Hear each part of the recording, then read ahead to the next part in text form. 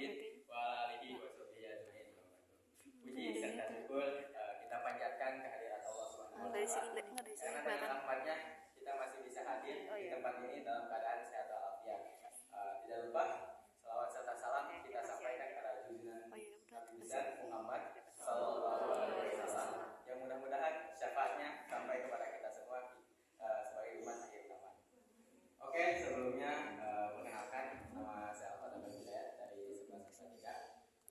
Saya berdiri sebagai calon ketua DKM AF 2024. Sebelumnya saya pengen menyampaikan dulu alasan kenapa saya akhirnya mau untuk menjadi DKM AF calon ketua DKM AF 2024. Alasan yang pertama adalah karena saya sadar bahwa orang-orang yang sekolah di SMA Negeri 3 Bandung itu hanya sepersekian persen dari seluruh masyarakat yang ada di Indonesia. Bahkan saya lulus SD dan SMP itu hanya sepersekian persen dari seluruh masyarakat di Indonesia. Sehingga saya menyadari bahwa ada satu tanggung jawab yang besar di dalam diri saya sebagai warga SMA Negeri 3 Bandung, atau bahkan lebih besar lagi adalah sebagai seorang pelajar yang masih diberikan tanggung jawab oleh seluruh masyarakat Indonesia bahwa saya adalah generasi yang akan meneruskan pemimpin bangsa yang sekarang sedang memimpin di Indonesia. Itulah alasan kenapa saya ingin menjadi calon ketua DKM AF 2024. Yang kedua adalah alasan kenapa saya mau menjadi calon ketua DKM AF 2024 adalah karena saya sadar bahwa menjadi calon ketua DKM AF 2024 memiliki sebuah tanggung jawab yang besar. Namun di balik sebuah tanggung jawab yang besar ada pula manfaat yang besar, dan saya ingin menjadi bagian dari manfaat itu. Begitu aja.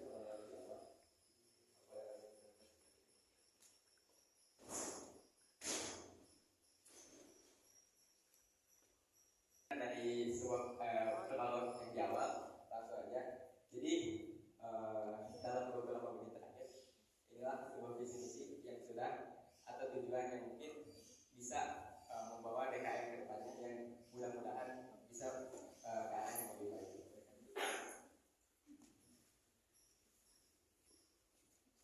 Oke, jadi visi saya adalah menjadikan DKM AF sebagai sebuah kesatuan besar yang mewadahi musuh tiga dalam berjalan menuju generasi pembaru peradaban. Kenapa saya bilang generasi pembaru peradaban? Karena sering kita disebut sebagai generasi yang akan datang di 2045, kita sebagai generasi yang akan memimpin di saat 100 tahun Indonesia merdeka. Itulah kenapa alasan saya menjadikan kita sebagai generasi pembaru. Apalagi ditambah lagi, sebenarnya kita adalah, menurut saya sendiri, kita tuh adalah generasi setup untuk yang lebih kecilnya adalah SMA Negeri 3 Bandung, karena kita 2 tahun terputus oleh online.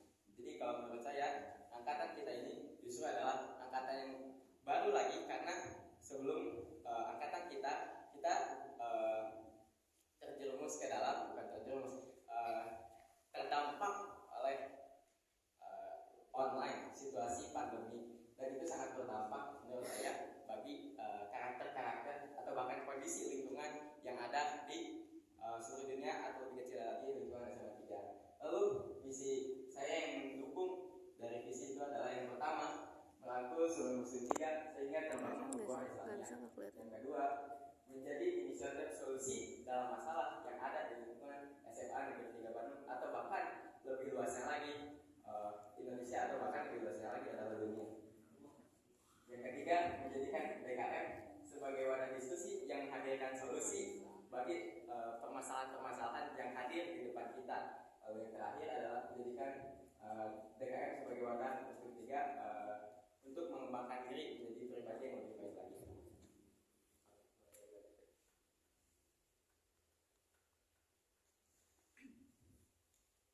Oke, lalu ini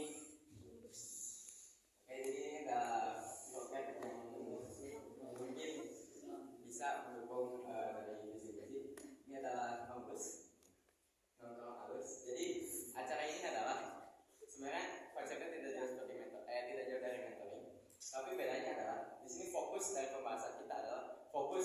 fokus membahas masalah yang ada di lingkungan SMA 3 Bandung. Kenapa? Karena sesuai dengan visi tadi bahwa DKM ini saya harapkan kedepannya bisa menjadi inisiator solusi dari permasalahan yang ada. Nah, dari non-lulus ini saya harapkan bisa muncul program-program baru dari setiap masalah yang ada yang kita bawa dalam forum diskusi ini.